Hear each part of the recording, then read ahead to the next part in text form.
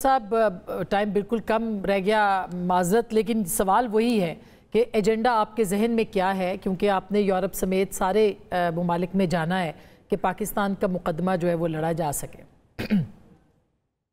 لیکن میں سوچ رہا تھا کہ جو پچھلے چند منٹ کی گفتگو ہوئی ہے وہی پرانی بات ہوئی کہ پی ٹی آئی کی آنی اور جانیوں میں پاکستان کا مفاد کہیں دھندلا گیا۔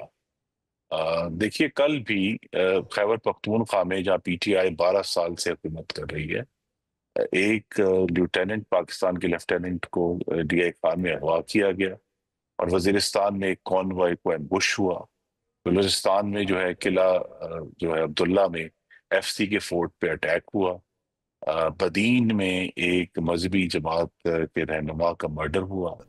ویب سائٹ کے اوپر ہندوستان نے فری بلوچستان، آزاد بلوچستان کا نقشہ جو ہے وہ ریلیز کیا۔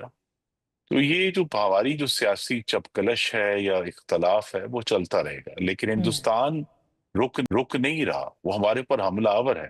تو زیادہ بحث اس پر ہونی چاہیے اگر پی ٹی آئی کو ہم نے کنورزیشن میں شامل کرنا ہے، کہ یہ لوگ آ کر وفاق کے پاس آ کہیں کہ خیبر پختونخوا میں دہشت گردی سے لڑنے کا یہ طریقہ ہے کیونکہ ہم وہاں زمین کے قریب تر ہیں۔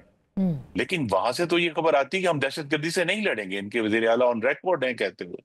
تو لہٰذا جہاں ہمارے سیاسی جو آپس کا اختلاف ہے اور سیاست ہے وہ چلتی رہتی ہے، لیکن اس وقت جو ہے ہمیں اس پر فوکس کرنا ہے کہ پاکستان کی سالمیت، اور پاکستان کے بقا۔ مفادات کا تحفظ اور پاکستان کے مفادات کو آگے لے کر بالکل۔ چلنا۔ تو یہ جو ایشوز ہیں جس کا میں نے شروع میں بھی احاطہ کیا کہ ہندوستان کو ہمیں ایک غیر ذمہ دار اور ایک غاصب اور ایک ٹوٹلی طور پر ایک بدمعاش ریاست کے طور پر دنیا کے سامنے ایکسپوز کرنا ہے، اور میں پھر کہوں گا کہ دنیا کو یہ بتانا ہے کہ کشمیر اب مسئلہ نہیں ہے، کشمیر اس ہندتوا کے تعصب کو ایک مستقل امن میں بدلنے کا حل ہے، اور ہندوستان کو ہمیں ٹیبل پر لانا ہے، اور اسی کے لیے انشاءاللہ پوری کوشش کی جائے گی۔ جو بالکل۔ وفد جب واپس آئے گا تو اس میں جو پارلیمان کے اراکین ہیں وہ آ کے پارلیمان کو، سینٹ میں بھی سینیٹرز بھی ہیں اور نیشنل ممبران اسمبلی بھی۔ وہ آ کے پارلیمان کو بریف بھی کریں گے کہ اس کا ٹھیک کیا نتیجہ ہے، اور ہے۔ انشاءاللہ یہ ایک براہ راست ایفرٹ ہے جس کو ہمیں لے کر چلنا ہے۔ آخری بالکل۔ بات میں یہ ہے، تحریک جی انصاف کا جو کہ ذکر ہو جاتا ہے تو جی اس پہ گفتگو ہوتی ہے